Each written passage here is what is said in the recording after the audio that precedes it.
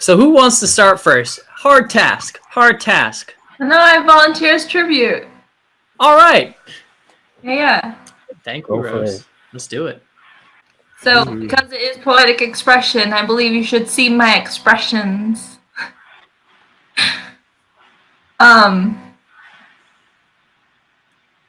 This one's kind of hard for me, so.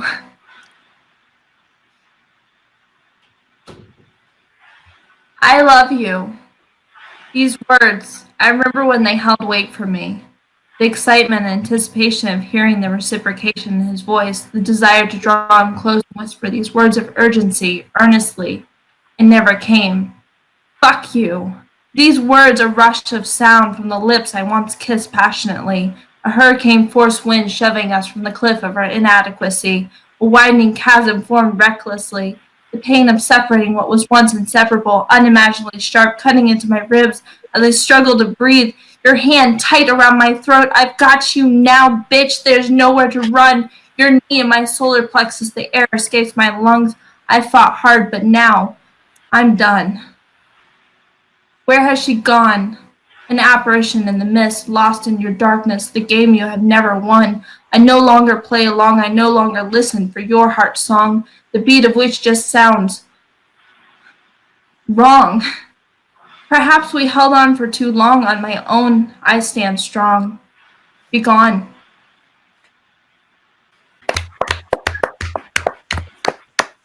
Sweet. Very cool. Man, the emotion you bring, Rose, is definitely evident. Yeah, for sure.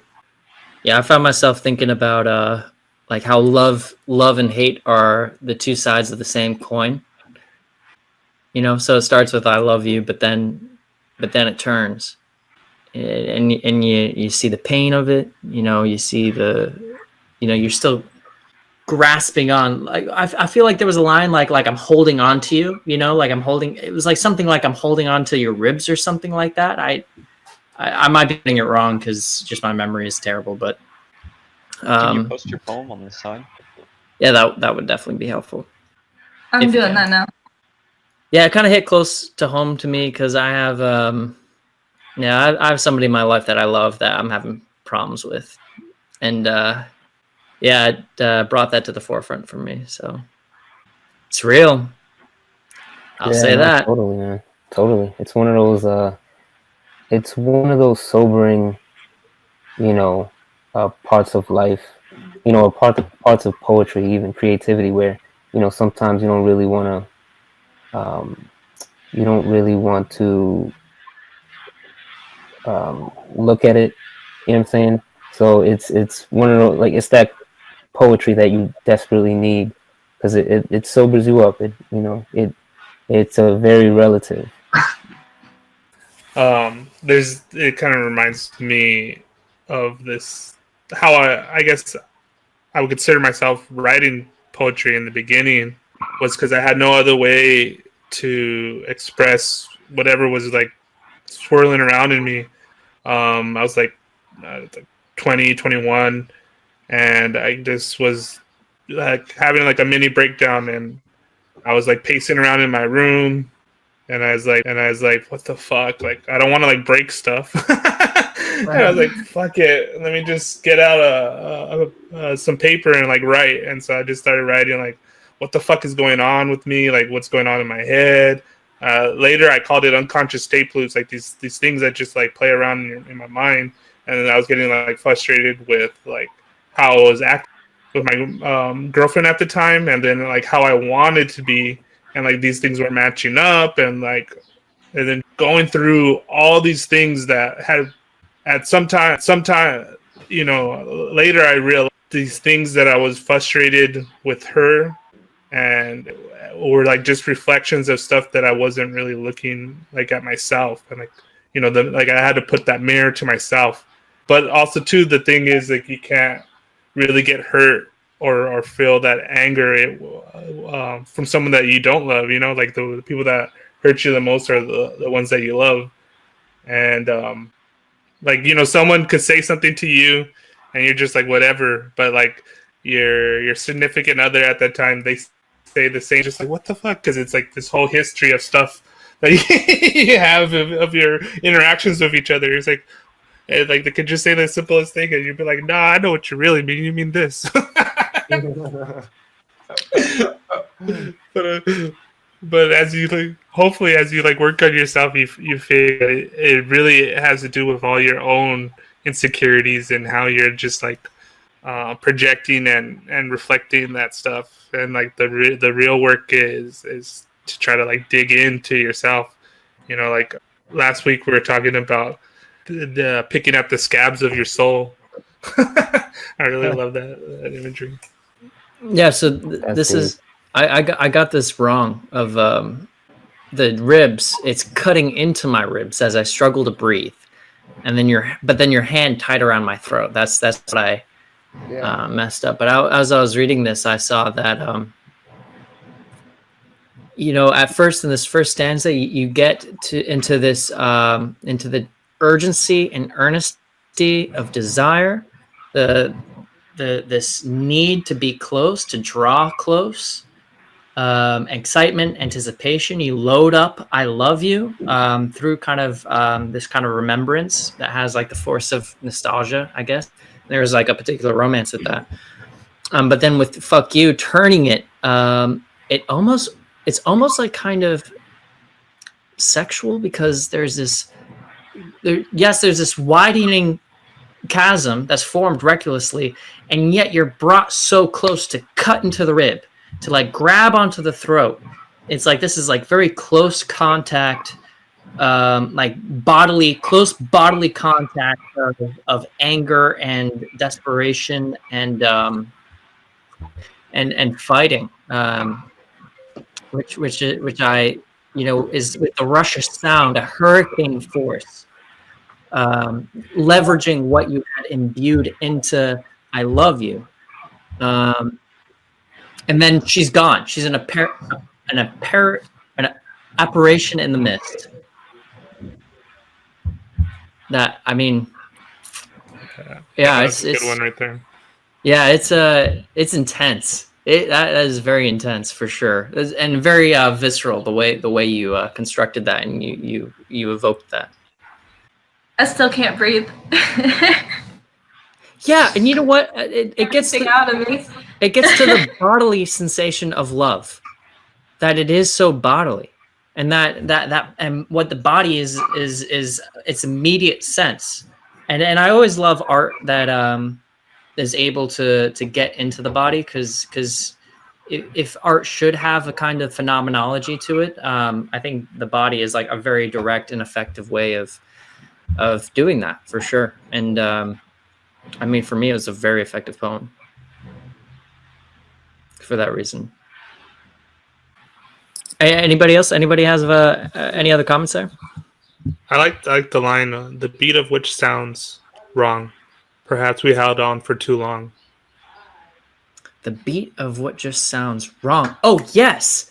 Yes. That's your heart song. The heartbeat. Even the heartbeat is wrong, which is so interesting, because, I've never thought of that, the ethics of a heartbeat, of right versus wrong. Usually it's just you need that to function. It's like what you want to listen to. And here it's wrong. Even the heartbeat is wrong. And I think that, it gets to when you love somebody and then it goes astray, it just rubs you the wrong way. Yeah, good observations. Yeah, for sure. And then when you're in sync with that loved one, your heartbeats are in sync. It kind of goes without saying, and you could communicate without talking. And then when you're out of sync, you kind of do hold on too long, because you're thinking of those moments when you were in sync. Yeah. And then there's just this chasm of miscommunication, of frustration, and why do we hold on when we know from the heart that we're out of sync, but we still try to grab onto those lost memories and feelings, and we're holding on to that past of when we were in sync, and being afraid to move on or whatever.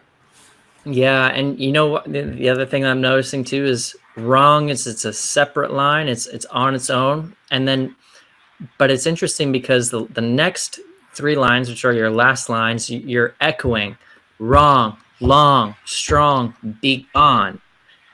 And I feel like, first of all, be gone, the way to end it, it's almost like a I don't have a word for it. Exercising your demons. Yeah, exercise. Yeah. I was thinking like a spell, like it's just like be gone, kind of a thing. But also that this wrongness, this ong, this rhyme starts actually with, I believe, I no longer play along. So it starts a couple lines earlier than that. You set up that through line, that through line with the rhyme. I mean, that technically, I think, adds to the power of the poem, of what you're doing. You know, I wanted to talk about how this poem makes a huge transition from finding the words, you know, these words, and then you know they start to fall in love. You know, the words had weight, and you know the anticipation leading her to desire to have that connection draw nearer. And she whispered with these words and with urgency because she could see that this earnestly, this compassion, or this need to actually need each other to not only survive, but what is that other word? Survive, but you thrive. So, and I think to live good, we have to thrive. And then all of a sudden, you know, it never came. She never got that reciprocation, or it didn't grow into what she expected. And those words never developed into something that meant they didn't carry their weight. You know, they had weight, but they never became a meaning. And then, you know, it becomes, they start falling out of love, and I could go on and on, but it was really, it almost led me into oh, this is awesome, you know, but I could hear it in her voice because she's written the poem, and that the fuck you was coming.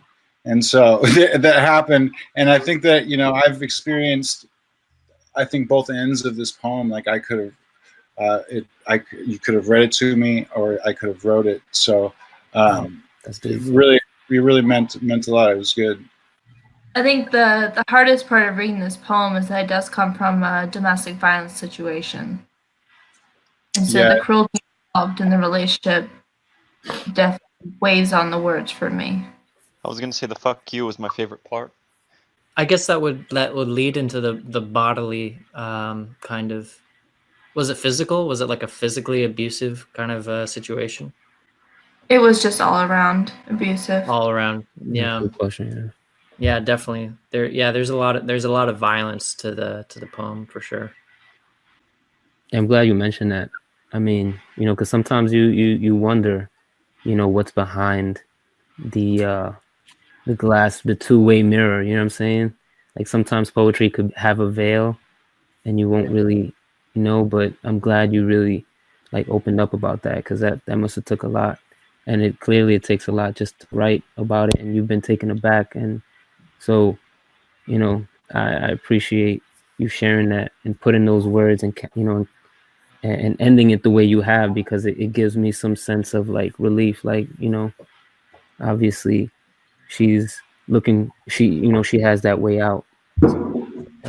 Yeah, dude, I'm not that honest. Yo, for real. It's like that. Sometimes it feels like that. You know, but it takes that level of courage. I mean, that's why a lot of us write some of the things we write. Yep. It's the only avenue, you know what I'm saying? So, touche.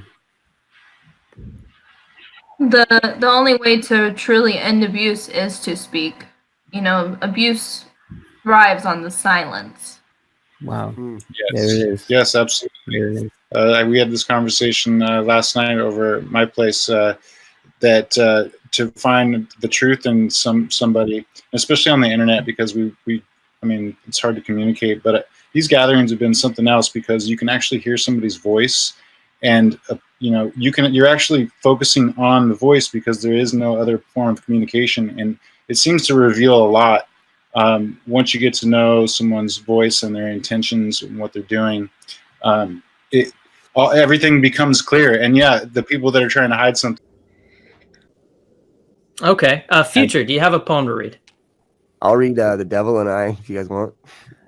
All right. Yeah, we got a lot of poems to work through, so I guess we should start going through them. I guess with Future, we'll start with you, and then we'll see I've who's never next. said this out loud before, so here we go, guys. I'm usually just singing stuff. Been around this block so many times, the devil and I. A fresh fad, technology increases. This is the one that will bring together the species.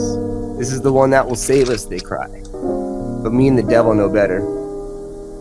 We have an understanding, the devil and I. Secrets revealed, plain sight hidden.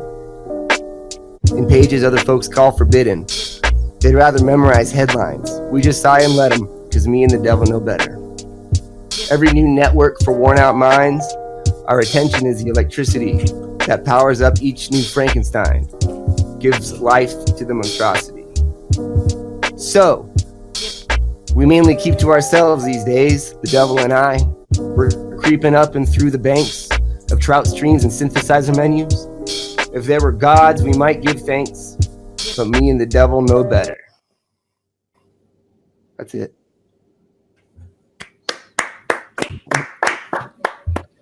Good Very stuff, good. man.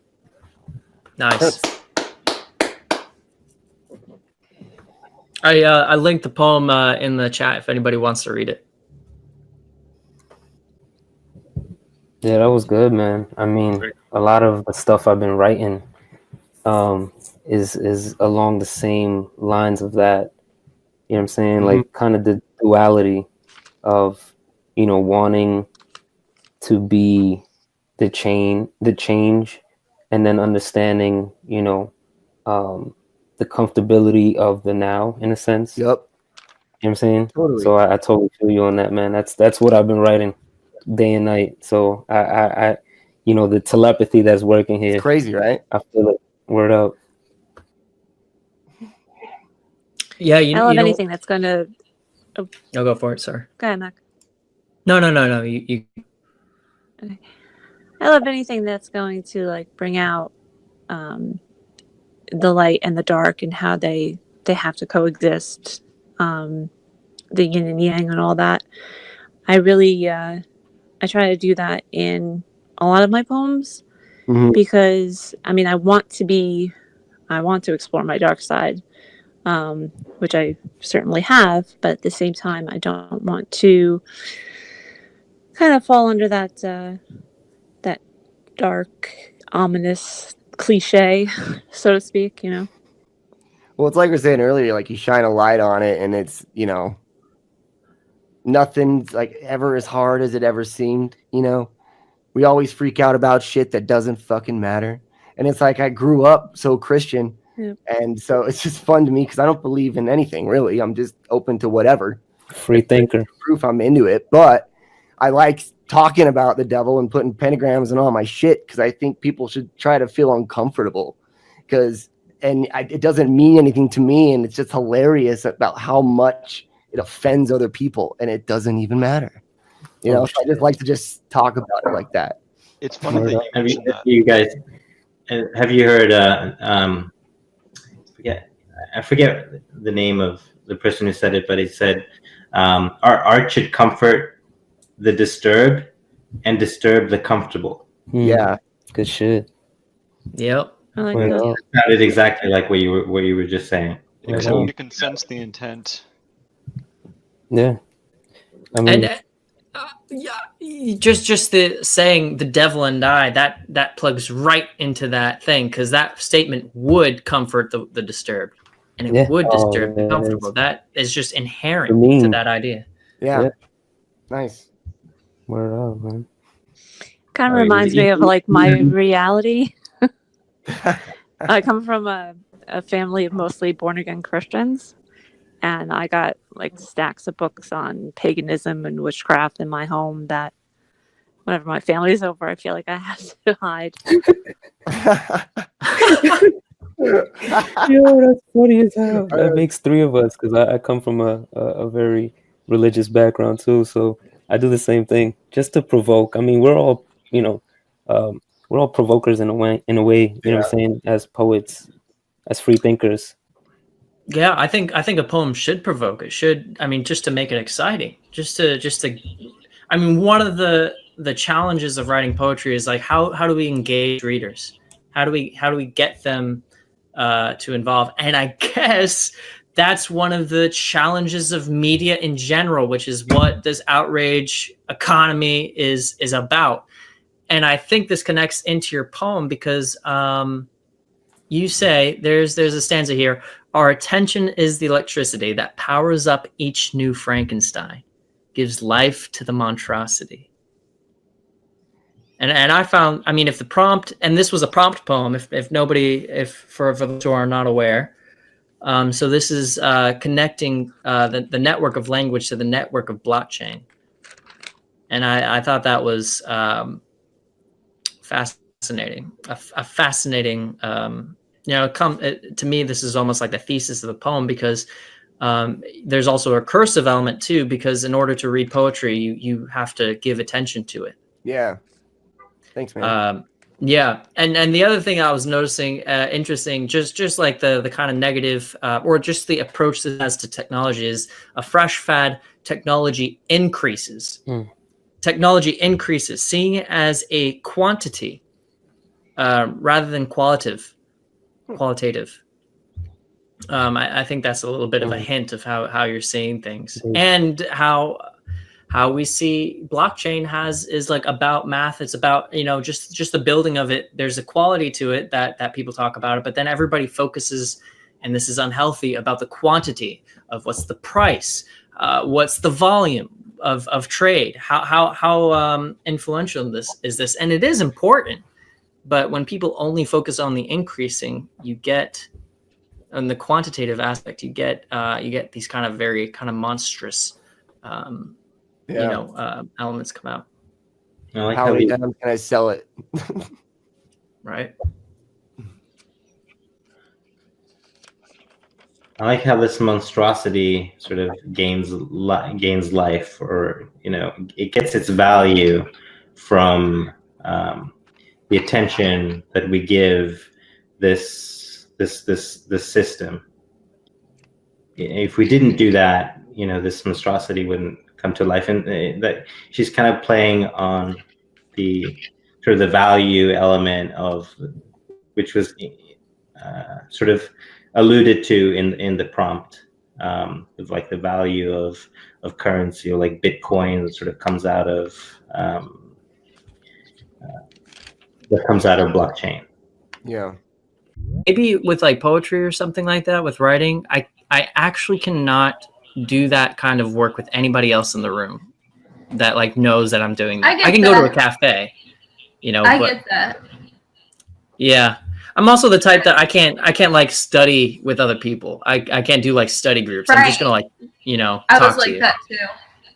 Yeah. Multitasking. It's tough. Yeah.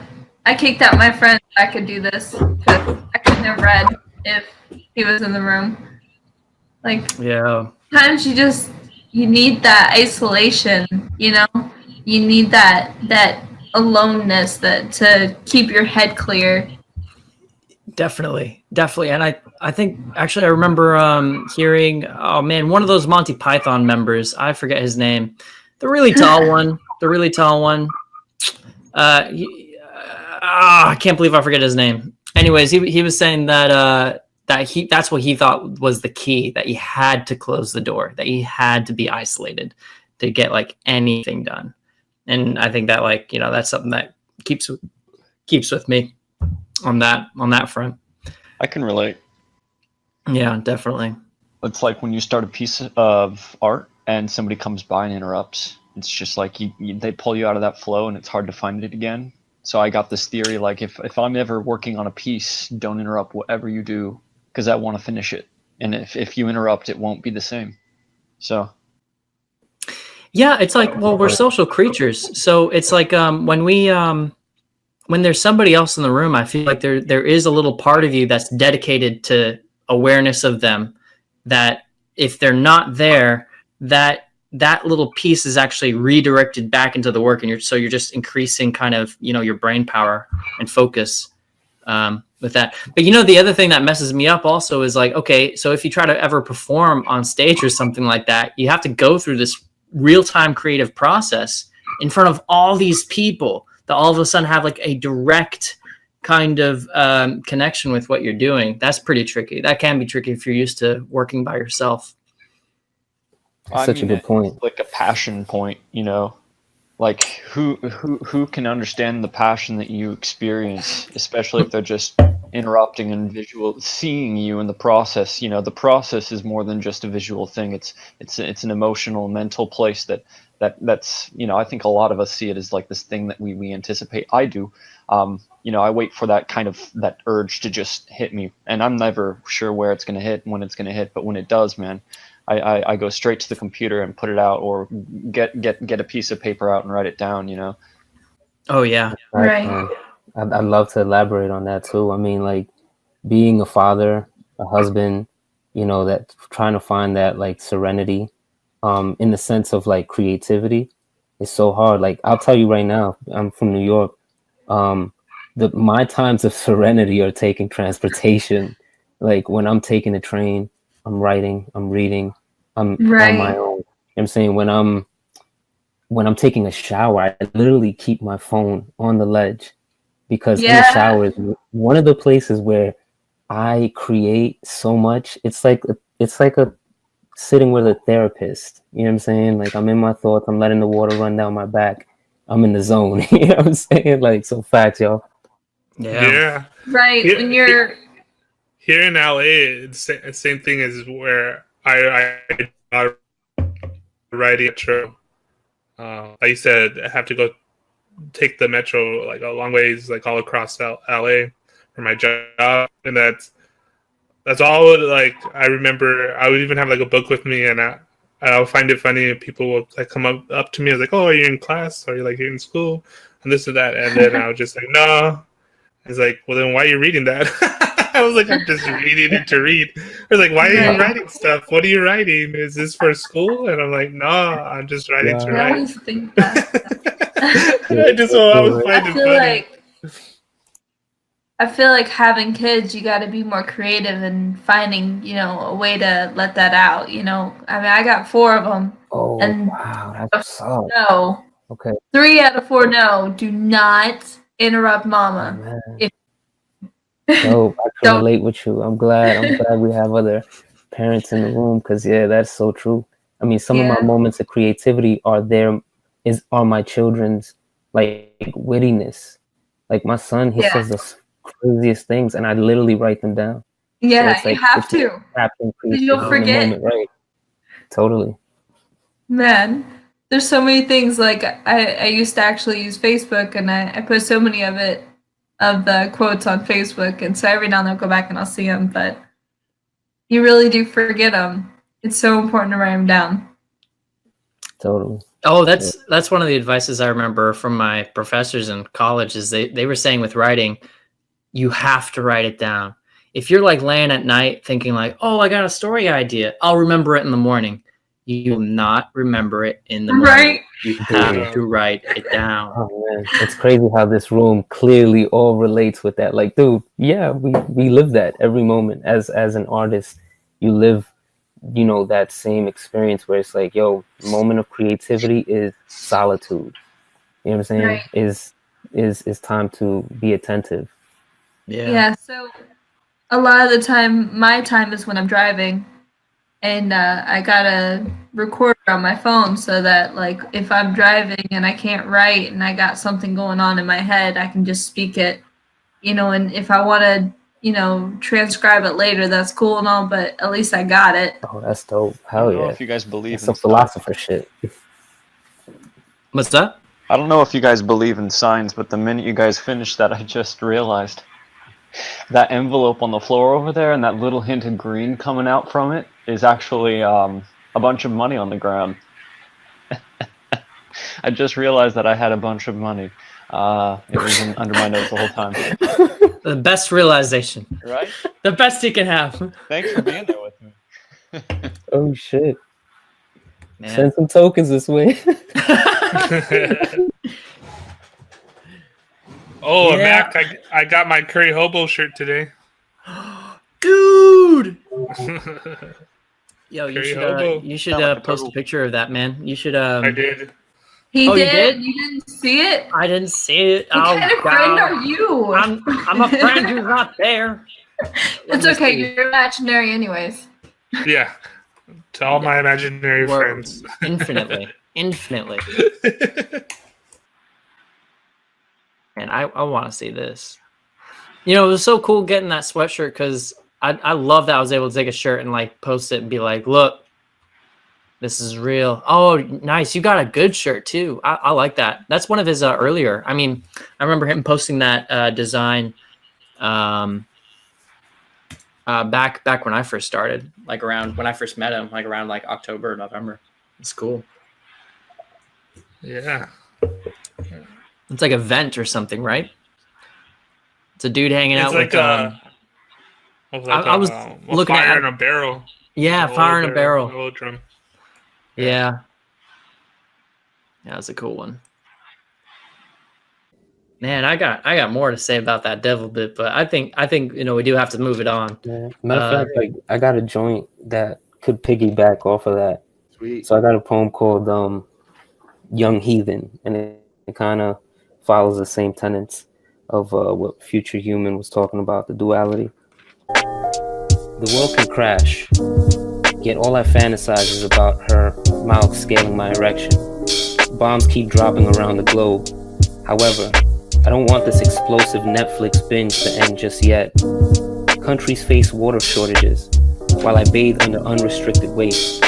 The meat on my chicken bones still cling on, while in the trash bin.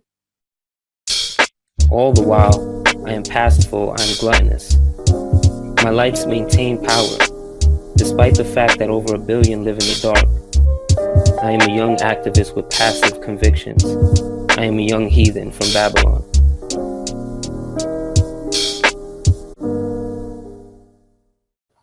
That's it. Right on. Oh, it's so good. Yeah. That was really nice. Wait, can I say one quick thing, dude? You were talking about being psychic. I just wrote lyrics the other day that says one part of it is we just want a Netflix as it all burns down.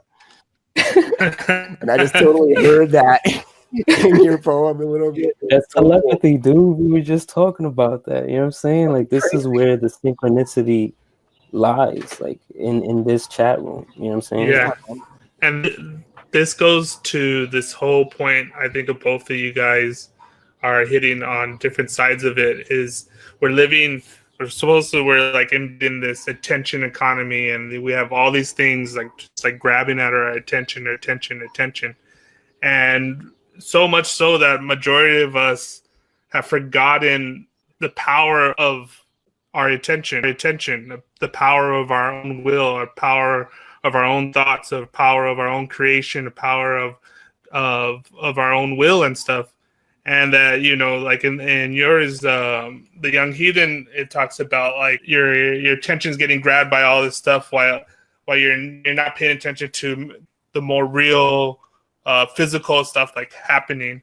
And this kind of goes back to your other piece of which I think poetry, when it's good or whatever we're doing, what we're trying to do in this new space is to break up and put glitches in that attention economy to be like, oh shit, like, you know, fucking news. Oh shit. I remember that's the one thing I grabbed onto Minds, and why I loved Minds, it was like, oh, we're co-creators. Like, fuck yeah, I take that open source shit serious. Like, that's why I do everything I do. Like, fuck this. I'm gonna start doing all sorts of shit on this site. Like, I don't give a fuck. I don't need permission from anybody. Facts.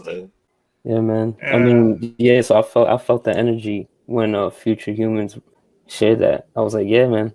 I know exactly what you're talking about. I got pieces like that. I mean, like Muse was saying as well.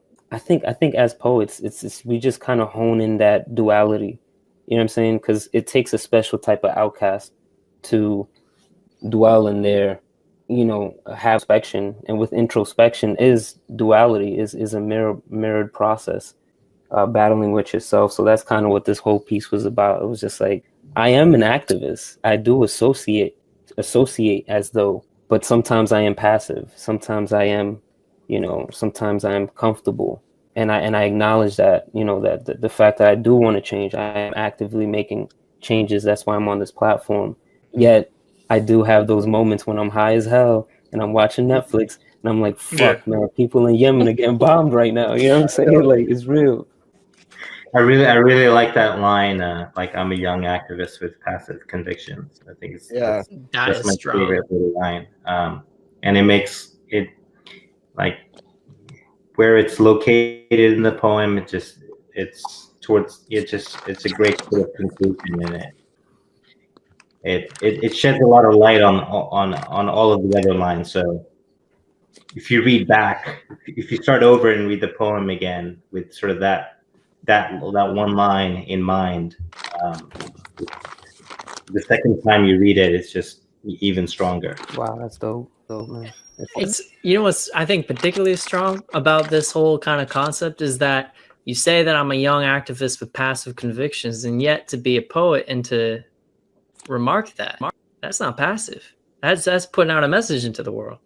Yeah. There's kind of a paradoxical quality to that kind of, I think, like makes it alive, in which you read that and you're like, yes, like there's like, real resonance there in it, and it inspires you to action. But maybe it is, maybe that's also part of our problem, is that we can do this. You could be watching on Netflix about people bombing Yemen, but that isn't, there's another step that needs to be taken. Maybe, maybe that's also part of the problem. I feel like this poem is almost like prosecuting our shortfalls here. Right. And one of the main ideas is it's like porn. Her mouth scaling my erection, which, by the way, is like the most. I mean, what I like about that? That kind of makes the penis a tower, which I think is just a wonderful. So that line was beautiful. Yeah, you've got my attention. I like that too. Yeah, you got my attention there. I mean, I've never read such a poetic description of a blowjob, for sure, and I mean that seriously. But, like that's like a very technically solid line. But like that's like the only way to like pull your attention away from the world crashing around you. I know, it's just filled with like it just pulls it like away. That. Like, oh yeah, this is Armageddon, but like let's go like right here. Oh shit, yo, I gotta be my own marketing team too. You know what I'm saying? Like, I gotta draw people in somehow. The devil and I. And sex sells. You know what I'm saying? Yeah. So I feel like instant gratification is one of like the main kind of themes here with porn or Netflix, or but there's like these double entendres there that like or not. I don't know if it's double entendres, but there's just like a lot more packed in there. It's not so straightforward. While I bathe under unrestricted waste, I thought was another excellent line of like just like the waste of like plastics and this consumption, but at the same time you're just like this just like thing of shit just like falling down on you too. You're able to capture both in one image. Are you a musician? Nah, man. It's like fucking great lyrics. Thanks, man. I'm just an artist, like everyone else, like all the people here. But somehow I do feel like I found my own flow, my own sound. You know what I'm saying? Totally. Yeah, you know what? And you believe. I mean, before you came in, I was telling these guys like how much I admire your performance. Like your performative ability is so good, and I think it speaks to this kind of conviction that you have, like this kind of integration you have with your own with your own sound. Like if you do have your own sound, you can perform your own sound, kind of a thing. So personally, like man to man, I like admire that for sure. I appreciate that, man. I really do. I wanted to like sort of what I find sort of interesting is I heard recently, like maybe last month, that there was a study like where if you tell people about one little needy girl, say in like Syria or something, and you give her a name and you show her picture, that elicits like the maximum sort of like altruistic response from people. But if you go to another group of subjects and you tell them that the same little girl, given her same name, but also tell her about like her needy little brother, who has the same need, and you try to like collect sort of money for both of them to support both of them, just that addition of that one single person diminishes their people's response. So it's sort of like a very contradictory, like moral fallacy that's sort of embedded in our psyche, and that we live in out every day. Wow. Because like if we care just about the one little girl, we should care at least as much about the fate of her and her brother. And Wow, so yeah. like maybe like what's going on when we're like when we're watching, we're finding out that people in Yemen are getting slaughtered, is that we just don't know what to do with that many people. And like we're sort of like, we have a sort of, tribal kind of network thing sort of that's embedded into our human psyche that makes us like more, altruistic when it comes to one person. It's just going the wrong way. Man, and that's why you watch Netflix instead of care about what's happening in Yemen, because Netflix has that close up of the little girl, and that's why. And it's an explosive Netflix binge. There's excitement baked into it, and all this other stuff. We were evolved. Our empathy has evolved for not to solve Yemen. It was evolved to really respond to much more interpersonal kind of local phenomena. Yeah, that's a good point. Man, this is really interesting. We gotta take a commercial break. I gotta go to the bathroom. I drank a beer, so I'll be back too. But yeah, Are we taking bong rips every time he goes to the bathroom? Are we taking what? bong rips? We should. Word up. But it was Stalin who said that one person that's killed is a murder, and then like 1 million is a statistic. Like we can't think on that like scale. And then there's another quote that I like from Douglas Rushkoff, and he said that humanity doesn't happen at scale; it happens peer to peer. And I think that's where the power of us kind of sharing these poems and talking like voice to voice, like really breaks up the kind of passiveness of social media and could like push us to a different way of expressing, a different way of working. And right now we're working on this like creative level, and it's already seeing the like ripples of how this expression ripples out and how it sharpens us. But also I think too, there can be, last week I think in this non-dualistic way of thinking and stuff, that the same thing that imprisons us is the same thing that will set us free. That we can still, with our attention, with the way we go about doing things, we could at least change the whole momentum, at least of our own.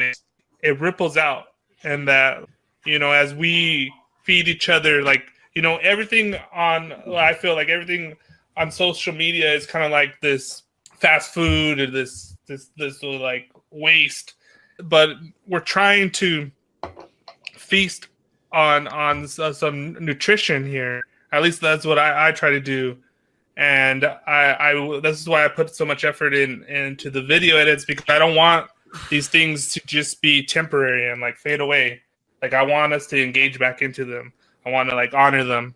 I want to be like, you know what, like we were here, we did something, and we could keep on moving with this. And I think these gatherings are the potentials are amazing, but also too, I mean, I really have this not so hidden secret anymore, because I keep on saying it on an imaginarium, but I want to move this energy out into reality.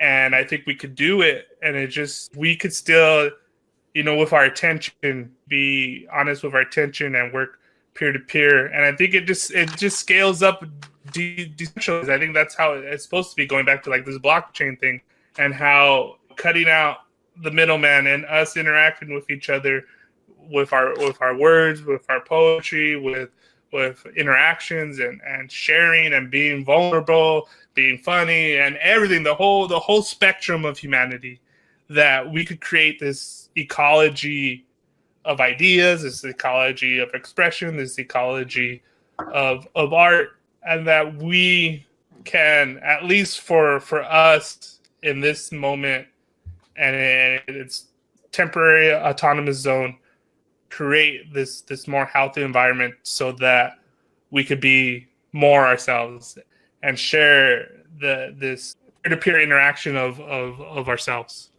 Yeah, if this poem is prosecuting instant gratification, the solution is work. And the reason why we're on Minds is to work. It's fun, it's entertaining, but it is work. And I think, I agree. The people who Good are point. trying to hide something try to gaslight anybody who has any remote understanding of the truth, because the truth to a person who isn't a good person is something to be feared and frightened for, because, obviously the revelation of what was wrong is going to heal the injured person and injure the injurious person. So, of course, gaslighting is my favorite way to recognize who's desperate. And usually desperate people will that's hurt so and harm true. another. Yeah, yep. good point. Yep, it's what it is. Well, this is one of my favorite ideas of like the past couple years that I've run into, is that the philosopher that I've been reading, Metzinger, says that philosophy is the practice of the death of the self model, and that when you're supposed to shine light onto what he calls the self model, basically just describing the situation. When you describe a situation, you're modeling it. You're saying, oh, this is what this is what that is. And a poem is a kind of model. It's a model of subjectivity, interiority, emotional, this kind of cognitive model. But just within a relationship, the reason why you communicate is that you're constantly modeling what it is and seeing how they're seeing it. So if in an abusive relationship, the reason why communication would destroy it is because you're modeling it. And once you can see it, then you can start manipulating, and not manipulating in the bad way, but you can start changing it. You can say, oh, as soon as you're aware of something existing within you, then of both your shared idea of what it is, your mapping of it, then you can start to change it. And then a lot of times that thing dies. Once you know something, and that's why in poems, a lot of times once it's resolved, if you can understand it completely, there's no openness to it. A lot of times the poem dies. There's no reason to read it again. You understand it completely. And the reason for that is, well, there's nothing more. And so it dies. So once you do understand a situation as abusive, when you can communicate with somebody, oh, this is what the problem is, very naturally it can be resolved if both parties are describing the problem and can see the problem and can just talk about it. Yep. Because you'll necessarily open, the way he describes it is you're opening the terrain of consciousness. So once you basically, it's like thinking outside the box. Once you see the box, you can think outside the box. It's a good quote. Damn. Yeah, it's I think about it a lot. and it connects with what you're saying.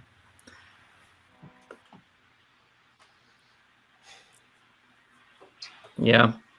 And in your poem, that's in your poem too, where the desire to draw close and whisper these words with urgency, and it never came. Like there's already a communicative impasse.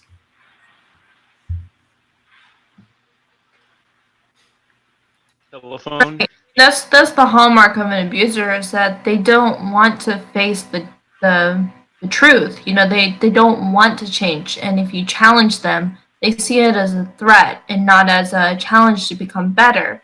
It doesn't matter how you say, I love you, I love you, I love you. It doesn't matter because those words mean nothing to them because they don't love themselves enough to change and become better and see themselves as the amazing person they really are. Everyone has so much potential, but if we don't choose to realize our own potential, then we are nothing. Yeah, you know what it is to me? It's a cowardice. You run away. If particularly if you're in a situation that is committed, that has something on the line, and if the other person comes to you and says like, look, we got to talk about this, or like, look, I'm seeing these things, these problems, like we, blah, blah, blah, blah, blah. And then they run away. That to me is exactly right. You don't love like you have your own issues that you have to work on. And maybe, the problem is that is being brought up is so deep that you're not ready to confront it, and everybody has their own time to confront something. But I mean, to believe in your own strength, I mean, like to have a kind of intellectual honesty. One of the things I love about poetry is like anything that you're working through, you can actually try to shine a light on it and make it, the act of trying to make it into something beautiful. Seriously. Is so therapeutic. Yes. And that's the reason why we do it. And that's why it's healthy. Mm-hmm. And as soon as it gets away from that, if like you're doing art in order to like make money or something or to impress people, like that's when you kind of get away from that and it doesn't seem as genuine. But I feel like with poetry already has a defense against like the disingenuous because like it's not commercial. Like it's so hard to make money off of it. Yeah, dude. Yeah, man, you hit it on the head. Shit. Yeah. I mean, for me anyways, I was very I went to film school, and so film is like very moneyed. It's, it takes a lot of money to do it, and there's a lot of money in it, and there's a lot of ego. And I feel like pivoting to poetry, like I can see that the difference between the two mediums. We're the outcasts, man. Yeah, we are the outcasts, and that's one of the strengths of minds too. Facts. Like we're still here, even as the site is kind of, declining in interest. Or just going through a slump, there's going to be ups and downs, but, the reason why we're still here is because, we have, something more real to offer. Offer ourselves. There's a lot of things going on that none of you are aware of. Interesting. Like what? I'm sorry, I didn't hear that. What did you say? I said there's a lot of things going on that a lot of us are unaware of. So I'm sure there are aspects, higher intelligences with not great interests that are involved. So yeah, it's not just us, of course. I goddamn hope so. I goddamn hope so. Poetry is a great way for communicating on the subconscious level because those messages are very complex. Yes. Good shit. Absolutely. 100%. Man, I got just to take a break, just to like veer it away from. I mean, thank you, Rose, for reading it. I feel like we're kind of getting off of your poem, if that's okay. But like speaking of complexity, the prompt that I wrote for you guys and seeing the kind of responses for this prompt, amazing. It's incredible to me. The complexity involved. It's just been phenomenal. It's been phenomenal to see, and it reaffirms my faith in poetry, that poetry does have a way to handle complexity in a very kind of unique way. And like blockchain and crypto is very mathematical, it's very engineer focused. So like it was kind of a stretch to say, okay, we're going to be writing poems about this. But it's cool that poetry has the ability to process domestic abuse, and it also has the ability to process some wild new technology that we're all witnessing. Like it's talk about complexity, man.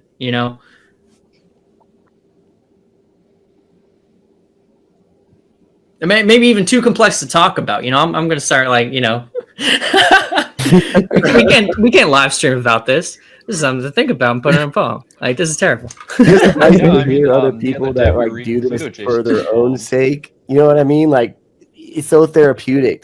Can you guys hear me? Yeah. Yeah, it's just like the best thing in the world. Like, I always tell people, like, I don't feel like I really have a real opinion on anything until I've written a song about it. It's like you've got 3 verses, you've got 2 choruses, and you got to figure out how you feel about an issue and write about it. And you want to get the whole feeling across, right? So it's just a nice way to organize your thoughts. Yeah. Man, I like that. I don't know what I really feel about something until I write a poem. I love that. And you know what? It's when you write a poem, like that's imprinted inside you. Yeah. There's a feedback process in which it's real because you put it out there and it stays there and it's still resonant to you. Hell yeah. Word. I got a question for your Future. So when you write songs, do you write the lyrics before you write the song, or do you write as far as the instrumentation goes? I'm usually a song. I start with the instrumentation usually, and then I will have a melody that will form, and then I try to match the words to the melody. I do it I think a lot of guys do it the other way around. Right. Yeah. I think there's something to that. How about you, for everybody writing poetry? Do you key into the feeling first, or do you key into the ideas? Do you write it down and then try to figure out how you feel about it, or do you feel it first and then kind of source your poetry from that? That's a good question. I'd love to hear that. It's a bomb ass question. Word. Yeah, I mean, considering how I write, it's normally, so I guess kind of semblant to what Future said. It's more of the moment, capturing, being in the moment, and then from the moment I capture something from that moment. So it'd be making the beat first, living the life, having the experience, and then capturing the moment. That's how it works for me. I always make the beat first. The beat is my movement, and then through the movement, I'm like, okay, I can melodize. I could do a melody off of this chord, this type of idea. You know what I'm saying? Yeah, man. So yeah, that's my input. That's a great metaphor for writing. I mean, it's thoughts and feelings and all these things, and you start having this experience, and it starts becoming real. And all of a sudden, it starts solidifying, and you're starting to see the words and the actual real images, and it's starting to make you really get excited. And you're like, okay. And like we were talking about earlier, it's time to write this down. Word up. Yeah, that whirring feeling, like the system's up and running, Yeah, and this last poem I wrote, it was just that I was sitting there, and all of a sudden, just something came over me, something clicked, and I started having really good thoughts, and then I was like, you know what, I'm gonna sit down and write, and then it just folded out onto the paper. It was amazing. Love that. Noah, are you interested in reading right now? Oh, I don't know. Are you guys ready for this? Let's I guess we'll find out. All right, so I'm gonna see what poem I'm feeling. I'm not sure if I should post a fresh one or an old one. I should do a fresh one. Nice. So recently I wrote a poem. It just kind of occurred to me. This stuff happens all the time. All right. So it's called "Time Is Ticking."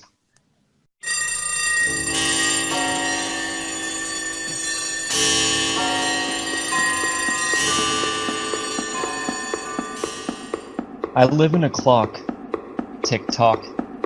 I feeling, I can't stop, tick tock. What's next?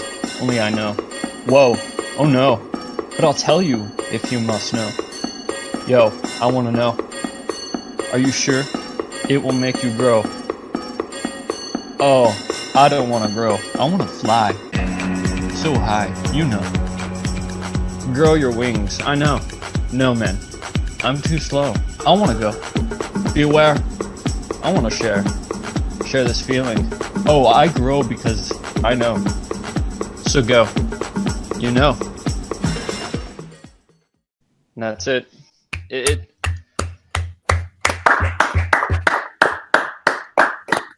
Thanks for reading, man. Yeah, I really enjoyed writing. Yeah, this was an interesting one. When you posted it, it took a while to it's so deceptively simple, but there is a lot more to it. And but actually, right now I'm getting something that I didn't even get before, in which like you live in a clock. That is like the main thesis. You really have to see it through that lens of you live in a clock, tick tock, and the pendulum swinging, Yeah. and you have these two voices going on in this poem. And so you say, okay, so what are these voices? And it seems like there's a voice who says like, oh, I'm too slow. No, man, I'm too slow. I want to go. And the other one's like kind of urging the other one on. It's like left and right Yeah, duality in man. a poem. Again, I like to express those in poems, just because it's like your inner duality in your own mind. You know, everybody has it. You know, a voice that's too relaxing, and then another voice that's too critical, and then one that seems deceptively wants to go into a artistic spin, and the other wants to give it form and shape, you know, and analyze it and bring it into a communication. You know, and then the two work together and bring out this interesting meaning, one that's cohesive and can do something, you know, and have a function. I like that. Not dope. I mean, I totally relate. You know, it's like the dance of life. You know, 2 steps forward, 1 step back. We're always trying to pace ourselves and like be the most productive in life. I mean, I fall in that category, so I'm always like living in a clock. Like, okay, you know, get off social media, spend time with your family, then switch back into creativity. It's that constant, you know, tango. You know what I'm saying? Yeah, were you gonna say something, Muse? No, I was just gonna say, as a teacher, I could totally relate to that because I'm essentially a workaholic, and my job is really a time suck. Even though, I really enjoy it, I couldn't, see myself making a living doing much of anything else. But I struggle constantly, all the time, finding that balance between my writing, my creative endeavors, and then my responsibility to my kids. It reminds me of 2 things actually. Here's an interesting tidbit. There is no scientific way to determine what time is now. Time is largely subjective. It's an interior process. It's something that your brain makes. It's True. yep. And so literally we live in a clock. The other thing is that this also relates to blockchain. Actually, that blockchain could, I've heard. I don't know exactly the technical details of this, but I heard that because it solves the double spending problem, it actually goes against or it breaks Einsteinian physics when it comes to time. That the way that blockchain models time is outside of the usual universe, which I think is very interesting. But the other thing that I was thinking about is the 2 hemispheres of the brain. And they said that one hemisphere is largely exploratory and creative, generative. It's like, and the other side is much more looking for stability and form and restriction.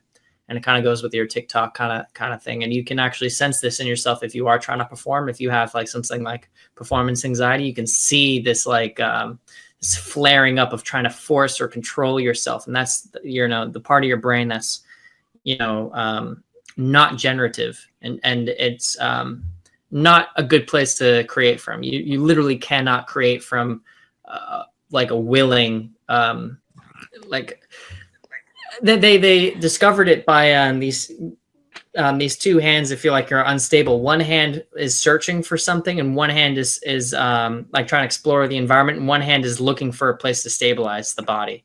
So they're like, okay, the two sides of the brain are wanting something different there. So it's interesting that you wrote something metaphysically that could be read very deeply. Yeah, it's a metaphysical kind of process, I guess, if you really want to break it down. Yeah, definitely, man.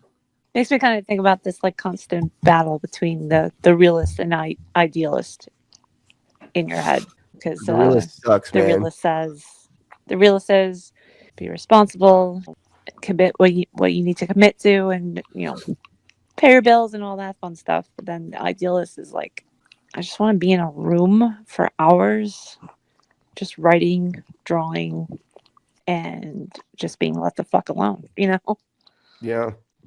Man, it's so crazy how so many facets and so many processes have this kind of bimodal facet to it of like creation and then editing, or just like right and left when it comes to politics. Tick tock. This kind of there's so much of we have such a fundamental way of seeing things of just a single line, of always making these single lines that a pendulum swings across, something like a tick tock, and it measures time. So you guys know That's I'm an a interesting. nerd, right? What's that? I'm a kind of a bit of a nerd. I would bore a lot of regular people in conversation. So I come to the gatherings on Minds just to like chat with you guys, because there's a lot of smart people on this platform. Like, I'm amazed every day. I come across a lot of incredibly smart people, and you guys help me uncover some personal truths. And so when I go to work or when I'm driving, I'm thinking about all of the conversations I've had with people, and I can uncover more ideas when I interact with you guys, because you all bring new perspectives to the table. I think we all need that every now and then. New people with new perspectives, new ideas. It's like taking a new route, on your way home. One that you never considered, and then you find that that's the route you love the most. And you're taking that. And then someday someone else tells you, this new route, and you're like, okay, and you try that one out, and you're like, oh my God, I am so glad I met that one person. Now I can take this route. It's beautiful. Like, you guys share perspectives, and I give back and give my own perspective, and that's unique as well, because we're all unique in our own perspectives, in our own understandings. So when I wrote this poem, I was thinking, like, when I was so I went to the Seattle Library, this huge library, and I was looking for inspiration, because I think everybody needs something to grow from, something that seems nutritious in your mind to think about and unturn new truths. So I was in the library, and I was just walking around this huge Seattle library. It's like 7 floors of just pure library, and it's like held in this glass cage. So I mean, it looks like you're basically floating in the sky, in the Seattle skyline. It's just beautiful. And so I was walking around. I think I was like on the 6th floor of this huge library, and I'm just thinking, I want inspiration. I just need inspiration. And suddenly I was just drawn to this book. I don't know how it happened, but I just had this feeling. I was like, all right, I'm going to walk down this aisle, I'm going to walk down that aisle. I'm just feeling it out. And suddenly, I reach out and I look at a book, and boom, it's the Enneagram, the 9 ego identities, an old Christian ideology. And I never would have come across it if I wasn't in the Seattle Library. It's fucking huge. And they've got everything almost. So, pardon my French. Also, but it got me to thinking, about Pythagorean and quantum physics and numerology and astrology and meditation. I'm just putting things together left and right, and it's just clicking. I'm thinking, I'm meditating, and I'm interacting with people, and one day it just clicks. It all just clicks, just that eureka moment that you prayed for, basically, and you hoped and wished for would happen, and then it just happens. And they're just like, oh, I understand multi-dimensional metaphysical data. From unique experience that only you could have experienced if you really wanted it. I'm sure some people have come about their own experiences, but so I was talking with Russia Waves and Chris Dugood. I'm not sure if Chris Dugood was there, but I talked to Russia Waves. He's super chill. You guys should all get to know him. But yeah, I was talking about multidimensional physics, and I was like, 1, there's 9 levels. You start at 1 and you go to 9, and you can only experience 7 dimensions. I was like 1 is existence, 2 is time, 3 is form and thought. 4 is us, we exist in time, the two-way street.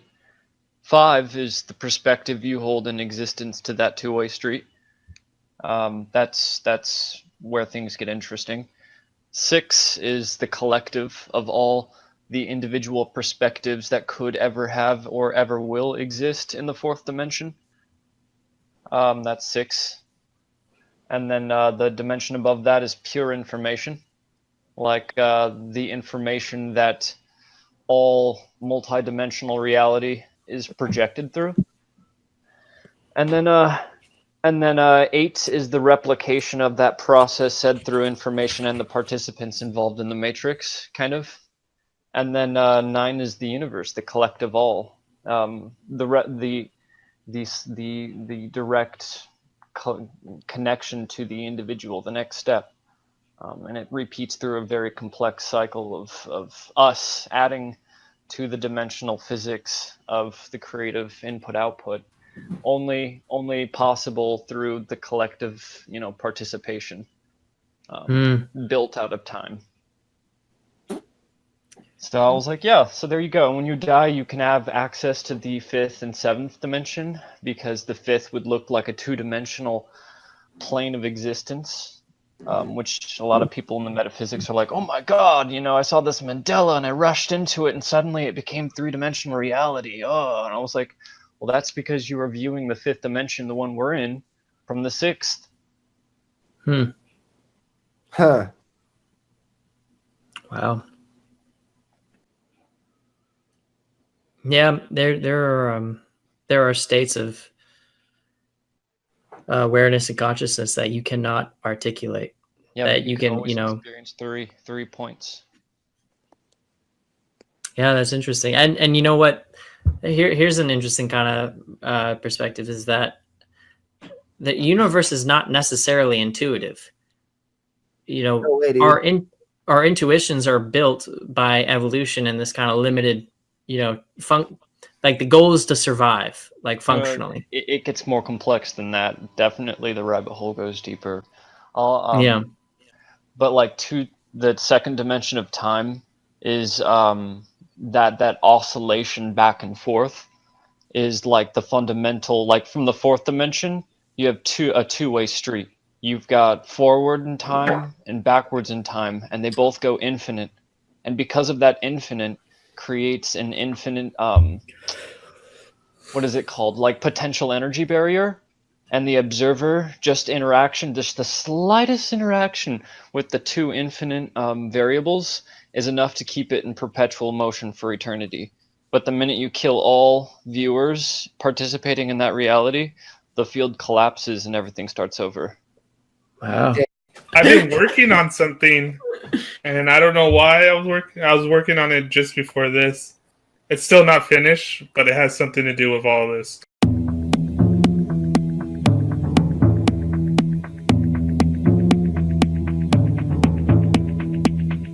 In the beginning, there was chaos.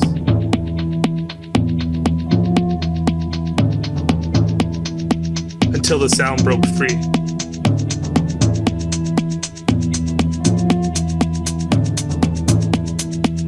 And then sparked the word, and the word became us.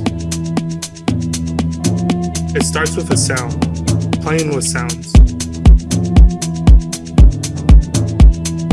Fractal echoes the self-reflected conscious entities, creating the universe and eternity. As I monologue the future and dialogue with the past, there is something that is still unknown. There is something that is still unknown. I pick at the scabs of my soul, having soliloquies of my shadow and peeling off the skin of my dreams. I wrote 4 pages of poetry today and still feel like I have nothing to say. Or maybe because I haven't found the words yet. Or maybe it's not the time to speak yet. Maybe it's just time to play with sounds and seek the images that construct the space in which to create.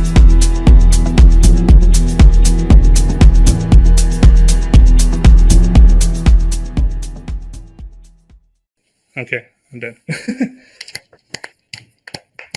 Snapping. I was just playing with this stuff, and like my own process is sometimes things just like glitches come to me and I write them down. I don't know what I'm doing, but as everybody was speaking, it became more. I think there's still something missing here, but anyways, it's this thing that we've been talking about in this like big scale, right?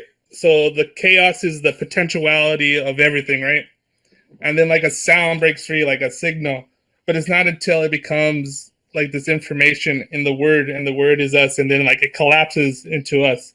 But it also echoes and reflects all these other conscious entities that creates this universe and eternity. And then so like I had that big old like 2001 Space Odyssey hyperspace like glimpse.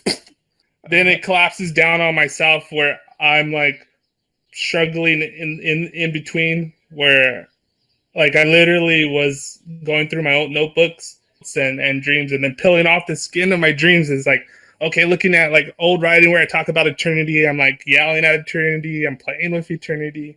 And then I wrote like all this stuff, and then like later I felt like I just put a bunch of words, but I don't know what it means. I was like, maybe it's not time yet. Maybe it's just time to listen. Right. And then I keep on going back to this thing that we were talking about when we were talking about where does the writing come from, the words. It like starts off with the beat, right? The sound. And then I've been thinking of pulling the near future by envisioning it and constructing this space, and this space in which we create, and then it kind of like collapses back on itself. Yeah, you know what, the highlight for me there is and it was because you mentioned it before, I guess, but also just the way you set up, and also the positioning in the poem when you said, I'm pulling off the scabs to my soul. And it comes after this. I mean, to me, the first section is such like there's these pristine, pure, abstract shapes and concepts. You're operating at like the God level. Ooh, yeah, facts. And then you say, but there's something missing. There is still an unknown. So it's almost like you do create that space there. Actually, you know, it's you create. Okay, here's what the poem does. It creates the space that it then later explains. It creates the space, and then that line, I pull the scabs of my soul. And something about the scab is so human, it's so non-pristine, it's so raw. It's still abstract, I guess, because it is your soul. The abstraction is concentrated into the soul. But the fact that you go for the scabs first, the scabs really jump out, that you're pulling the scabs, that you return it to this bodily sensation. It's like this kind of imperfect, maybe even like kind of gross thing to do. I think really jumps out. And so to me, the shape of it is almost like a triangle, in that you set it up. You do set up this space, this almost psychedelic cosmic space, in order to explore. Yeah. And that's the peak, is that you pull the scab off of your soul, and then you say like, oh, I don't know what I'm doing. I guess like I'll just like, you know, put on some sounds or some like, you know, kind of like go with the flow kind of a thing.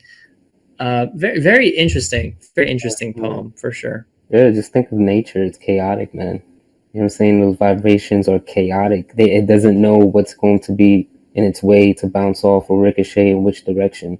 Poetry is chaotic. I mean, my moments of creativity come in such the most obscure, like oddest moments. It's like, you know what I'm saying? Like I'll be on a train or something will hit me. I'll be watching something. Somebody will say something, and it's just boom. It ricocheted. It's like that vibration that you guys were talking about, the dimensions and how things like vibrate off of each other, and it's chaos. Chaos is fucking beautiful. And I like the part where you wrote you said you wrote 4 pages and that felt like you had nothing to say. And I love that too. And for some reason it also hit me as like, if you love to learn, and it's just like knowledge in general, and if you love to read, like you read 20 books and you feel like you know fucking less than when you started, You know what I mean? Like, Yeah. Yo, word up. that kind of shit just kind of, that's what it felt like to me. And then, like, I don't know, I loved it. You ever look at a magnet and see the field lines in the filings, the iron filings? Yeah, You yeah. see those? Well, I mean, if you think of the soul as magnetic, like existing like a line in space and time, all electrons oscillate on a line through time, like particulates, magnetic particulates, and they operate with the other two-dimensional backwards flow from the proton in an infinite opposite direction of infinite potential. And then the observer upsets the particles and set those in an infinite oscillation through time. But what it means is that the observer is intimately attached infinitely to time, which means that in some way you are also a piece of that magnetic, electromagnetic pulsing, which you kind of are. Your brain is doing that biologically. So, I mean, I don't think AI has the ability to read its own impulse infinitely like us, because we have, I don't know, a soul. But I don't know if that is possible on an AI level. So I don't know if there's much to worry about if we can intelligently understand that infinite dynamo. Yeah, can an AI pull the scabs of its soul? No. We're not doing shit without humans, man. Future humans, not future robots. Synthetic scabs, man. Come on, you haven't heard about it? Man, I don't know. The more you read into what they know about the brain, like, the neurocognitive, neuroethicist philosophy, it might be that an AI could, and that we are, in the end, systems, mathematical systems that can peer into that space, but systems nonetheless. Ooh. And it's kind of funny because I work within these kind of like, machine human kind of that kind of pendulum. Yeah. And there's a psychotic quality to it in which I do if I do it effectively, then it feels that I am trying to produce a psychoticism in somebody. You terrified me on that first thing I watched you. I was thrown out of my mind, and you did that. Who's that philosopher you're reading a lot? Metzinger. Yeah. I'm telling you, man, it freaked me out, and it was moving. I loved it. Yeah, man. Or like fucking hated it. Like hate and love, same coin. Yeah. So I think there's definitely problems to thinking like, oh, like I am a machine. I am a system, a very complicated system, so complicated that we cannot possibly know it through like language or kind of. Yeah, it's very. I mean, it's very, very interesting to think about for sure. But yeah, that's what chaos really means, is this elegant order that we're just not able to perceive. Oh, interesting. Like mathematical chaos. Yeah. That is so interesting because that is like not what they say chaos is, and if it is, then it's like a wonderful thing. Hell yeah, spontaneous. That's anarchy, man. Word up. Do you guys read Jaron Lanier at all? No. Yeah, I do. Well, yeah. If you read the what is the newest book, the Everything one, the Dawn of the New Everything. Yeah. He talks about like whatever everything comes from is going to be so boring to look at because it's just going to be, this weird chaos because all the cool shit comes from that. All the cool shit comes from the boringest of ingredients. DNA, it's 4 things. And look at the variety. Oh, yeah, and the distance between like the variety and those 4 things. Like you just got to extrapolate, expand. It's crazy. It's such a process that you literally cannot conceive of it. You cannot see it. You cannot intuit it. You cannot fit it inside your brain. Unless we connect ourselves to the AI. We've got 4 different hemispheres going. Man, it's crazy. I'm not Xing anything out. Anything's possible. You want to know what's really nuts? The edge over AI that you have is that biology inherently will probably continue to exist despite AI's takeover or not. And what's nuts, though, is if this theory is true, then it means that when you hear in esoteric circles people are like, oh, just connect to your higher self, let your higher self guide you, blah, blah, blah. It's like, well, if that's true and the soul is truly infinite, then it means that somewhere far off in the billions of years of your existence as a soul, there is some form of you that is extremely enlightened and aware, and you have access to all of that information on a whim, and if you want, you can tune into it. And that's the edge you have over AI. An infinite amount of wisdom and knowledge accessible if you pay attention enough. That's where my line is like poking at the fractal echoes of self-reflected conscious entities, creating the universe and eternity. Oh yeah. So you know what else I was thinking of is like sometimes I awake at night. You know, I haven't been smoking weed lately, and when I smoke weed, I get visuals. These kind of visuals are like you see kind of like this after image of almost like you know how the after image looks. It's almost like sight that's unseen kind of a thing. It's hard to explain. You know what I'm talking about. I see almost like an after image of these fast kind of like geometrical shapes and patterns emerging. And when I wake up sometimes in the middle of the night, I get that too, which is nuts to me. So nuts. And I feel so creative.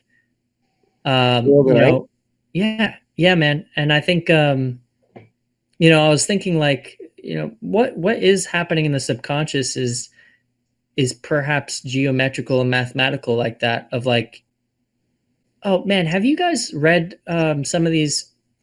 There's this couple here of amazing poets who just came into the group. I don't know if you've seen them. His name's Christ David, and he's got a partner, some sort of partner, a poetic partner.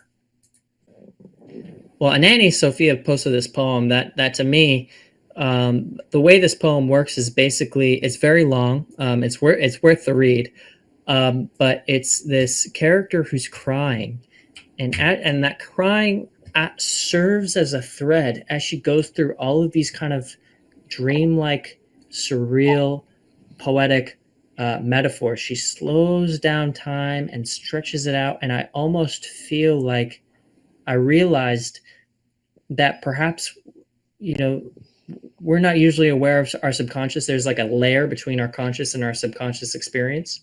Yeah. And when you do psychedelics, that layer thins. And I think this poem just shows you what might be going on underneath of all like the fragments of dreams and images and ideas just swirling around. And maybe our conscious experiences, they're swirling around so fast that it generates this kind of reality, sort of like how film is 24 frames per second. And you see each frame happen so fast, it creates this movement of something completely different. It's crazy. Oh, it's yeah, I've been thinking about that a lot lately. So, we got some more poems to read, I'm sure. Rush, would you like to read? Sure. You know, I have this real short one that I wrote many years ago that I wanted to say because it keeps coming back, and I gotta say it. So I'll do it real quick. Cool. Write the tunes qualified to splice the wire that carries the quantum equation. Condense a system of no limit, language with a charge.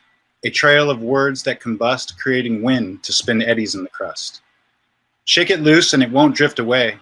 Electromagnetic experience of the season in which you stay, within revolutions of products coming together, making spray. My vibration. Dang. Yes, sir. Word Nice, up. man. Good shit. Wait, can you share that that link to the poem? This is a poem that you posted earlier. I can't find the poem. No, that was just a short. I'm actually making that into a visual. So right now, as we speak, so I'll definitely drop that. Please do. Damn. Yeah, I feel like we're really getting in on this kind of like metaphysical Hell yeah. theme here. That was good, man. Shit, I wish I could read it because there was so many fucking gems. Yeah. Damn. So many gems. Oh no, it kind of ruins the magic once you know the equation. Yeah, I really like that one because it really puts me in an imaginative state, which is why I haven't made it yet, because I really like reading it and just kind of closing my eyes and saying it, but Totally. Can you read it again? Word. Encore. yeah, absolutely.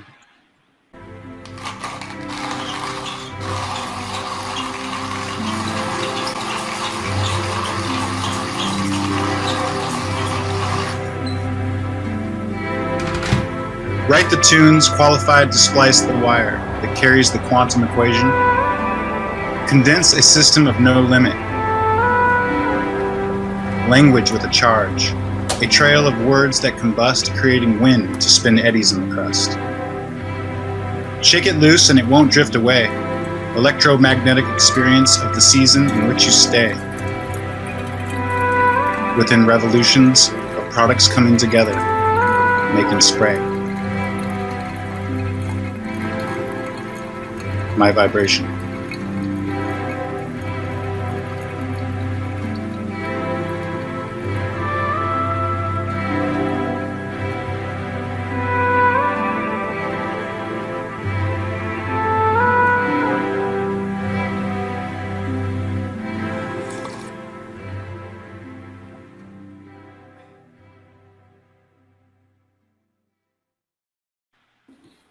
Damn. Wow. Damn, bro. That's dense. Yeah, that's dense. That's You know what? really nice.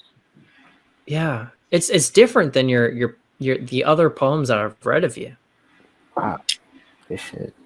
It's Nice. got a lot more of these kind of extended metaphors and lines that, you know. I'm imagining stars coming out from your spray. Good point.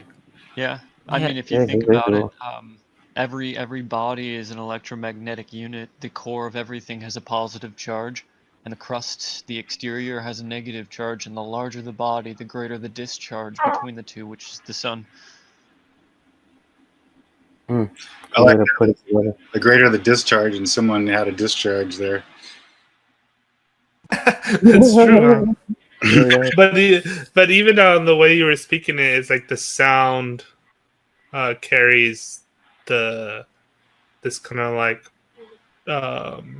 cyclone or tornado of the imagery and the words and the feelings that you're trying to come across, which is really interesting about this one. I'm also keying in on wire.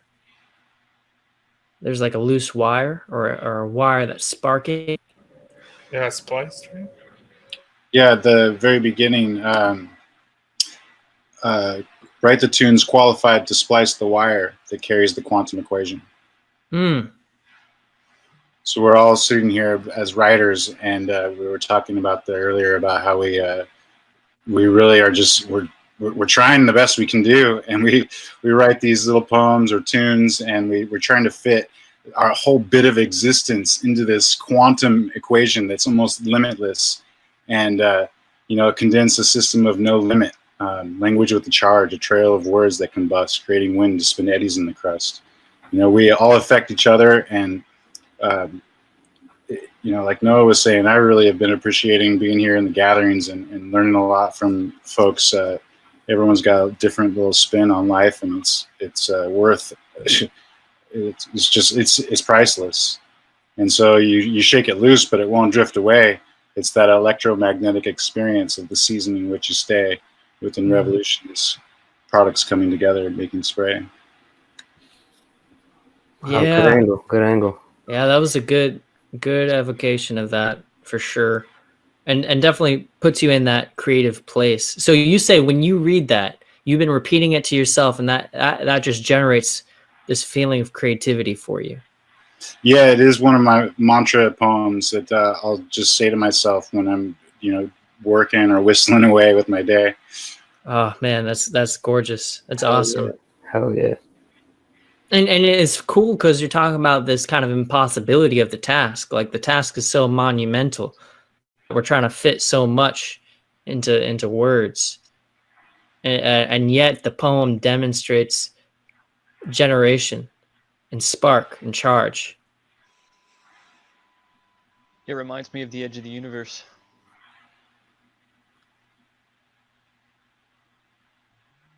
I also feel like the poem is I've been thinking a lot of times how sometimes poems feel like they're zoomed out, and then sometimes poems feel zoomed in, and this one feels like it's zoomed in. It's like a microscope of some kind of phenomena. Very cool. I mean, that's my visualization. Like when you look down the quantum tube, you know, and it just go on forever. So you're like coming from this expansive space, and you're really narrowing down into that seeming expanse, but it seems to also narrow at the same time.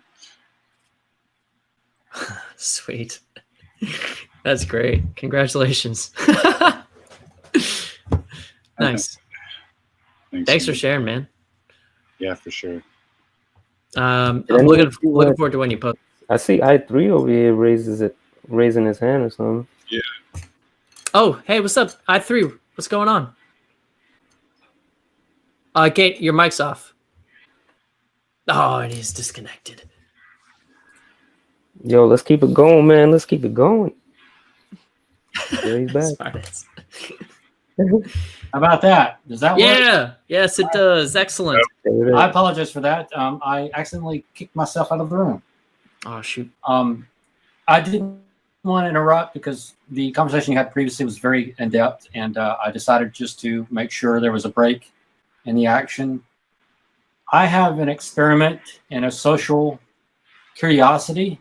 I have a piece in my head. I have not written it down, and I was wondering if there's a volunteer in the group that would write down my words as I speak them.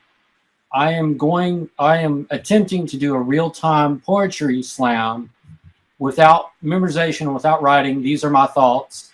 And I'm wondering if anybody wants to sort of write down these thoughts and then make the poem I just said their own.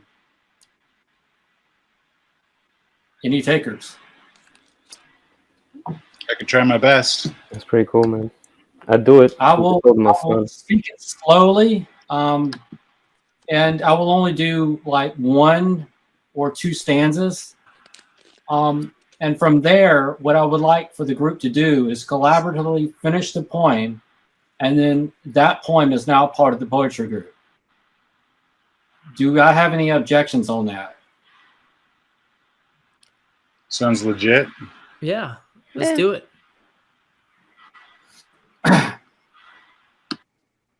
This piece is called I Am the War. I am the war. The war you see between you. The war that is above you. The war that stares in front of you. I am the war. It feels so freeing to say that. Why, you ask? Where has it been written where there shall be peace? Remember, folks, the only person that can defeat war is war. I am the war. The war you see below you. The war you see around you. You piddle, you pacify, you prophesize, and you procrastinate. Peace. I'm here to tell you, you have passed, because I am the war.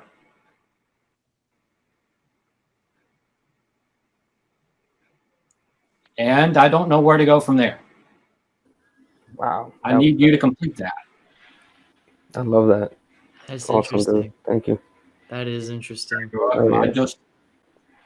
I've tried to write it out so many times, but every time I do it, it changes because there is a conflict every single day, and it's hard to keep up with every single conflict around the world every single day. But one could say, in general, that there's always going to be a war, and that the only war that you see is war itself. Yeah, that's a very kind of interesting space that you've created. I feel like You said I am war. I am the I war. am the war. I feel like the war here is made into a self. And there's the other thing I keyed into was that the war is happening above us, and then you look down, and then there's a war too.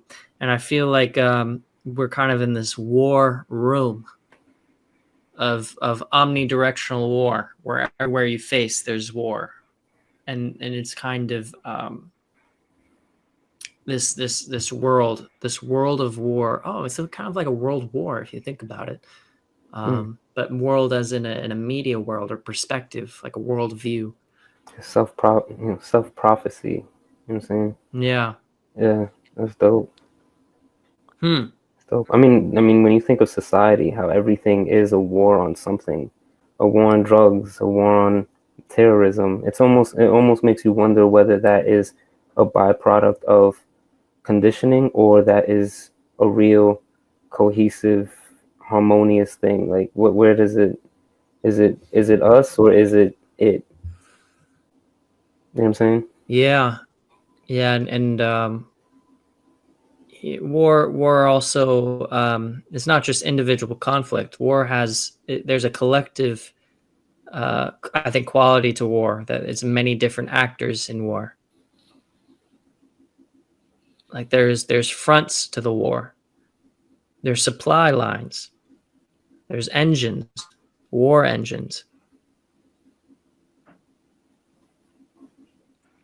There is a theater of war. There's a theater of war. There is wars and films, or there's theatrical war. There's the release of war. There's a war strategy. There's a director of war. Is war entertainment? But I feel like war is virtual too these days. That war happens in the theater. That war is very much like these media fronts. That media has these dimensions in technology, and there's a media environment that the war then situates across these lines. And you see this conflict in just politics, how the two sides go to war in all sorts of domains that you didn't think that there would be war in. Like people will take it into knitting. like being like, look, the knitting community is like this, that, perpetuating this system, that system. We gotta put a stop and people are taking this war everywhere, and it's almost, and that's kind of like contributes to this omnipresent feeling of warfare that's omnipresent but also nowhere at the same time. Like, you keep hearing about these conflicts and these events, and then you go out and then you talk to people, and it's like people are normal. You know what I like to think? I like to think of war as if as above, so below, right? So if you think of the atom, I think this is the first question I asked in chemistry, because I thought the whole thing was bunk. Because I was like, who wants to sit down and learn chemistry, right? That shit looks scary. But I was like, why does the atom not collapse? I was like, why is it that there's a positive and then a negative, and they never just like chill together? Why is it that the atom exists? And he's like, you know what? I don't know. I was like, thank you for being honest. I really like that. But he was the most honest teacher, and I needed that, because it makes you trust the teacher, because they're not putting up some kind of show, right? So I was like, okay, I'm going to look into this. And the best explanation I could figure was that they said it had infinite potential. I was like, just infinite potential? That's it? No, there's two infinite potentials going on there. And the thing is like, you throw off an atom just ever so slightly, it will never hit the proton. And the reason being is because it reaches that infinite potential the closer they get. But because it had an ever so slight imbalance, it will never, ever be able to hit the proton. If you and time are like an electron and proton dancing infinitely together, then it means that whoever comes by to slow you down, stop you, depress you into a hopeless position, the more apt you are to hitting that center death, true death, in a sense, you know. Mm. Ooh, I like that. That's interesting. That's a very interesting kind of idea. Yeah, Move into I'll have a to think lower about that. energy. Hmm. You contract. Yeah, I was just gonna say that it kind of turns the whole concept of war, what we automatically assume, into something.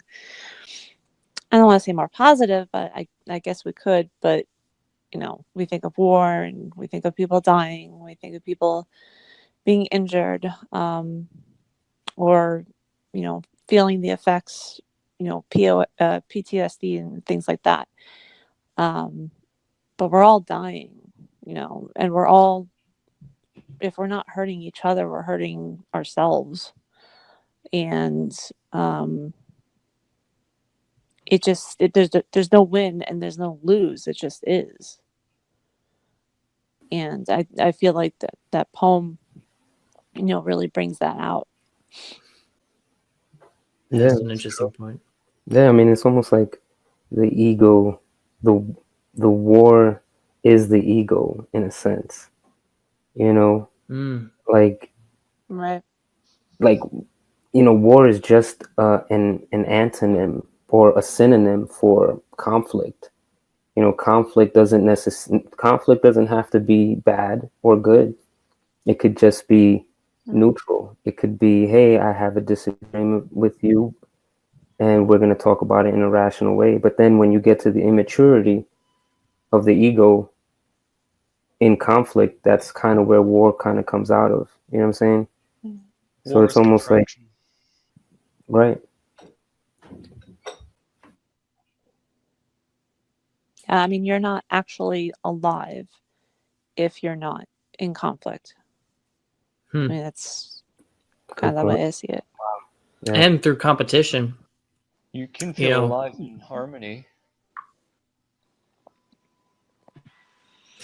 Yeah, that's true. But there's a competitive element to reality that it's like that it's no accident that evolution uses competition in order to generate. You're right. You're right. Purification process. It's Yeah. alchemy. I mean, if you look at logic, pure logic, and you look at the biological definition for tit for tat, it expresses something that resembles altruism.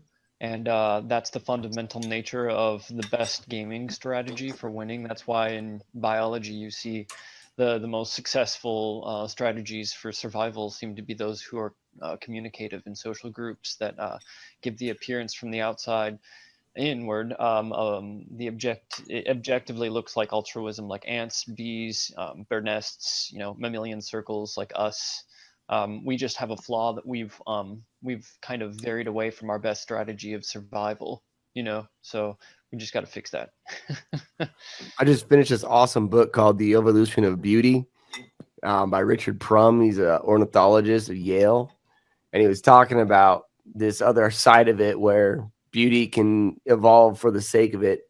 It might, there's lots of examples of adaptations that are actually harmful to the fitness of the animal. So, and they just have it and they seem to just be attracted to it for the same reason that, we love a good song. Wait a minute. Say that again. Wait a minute. You said this is the evolution of beauty, but then there are some things that are not to do with fitness. Yeah, so it's almost like if you think of like a bubble and how a bubble in an economy works. Prices are rising or whatever, and maybe it's because they're making some good shit or whatever, but then it becomes like worship for its own sake, after it has any value. So you have like some examples of like, peacock tails. Those fucking things don't need to be that goddamn big. And they are not helping that thing survive and pass on its whatevers.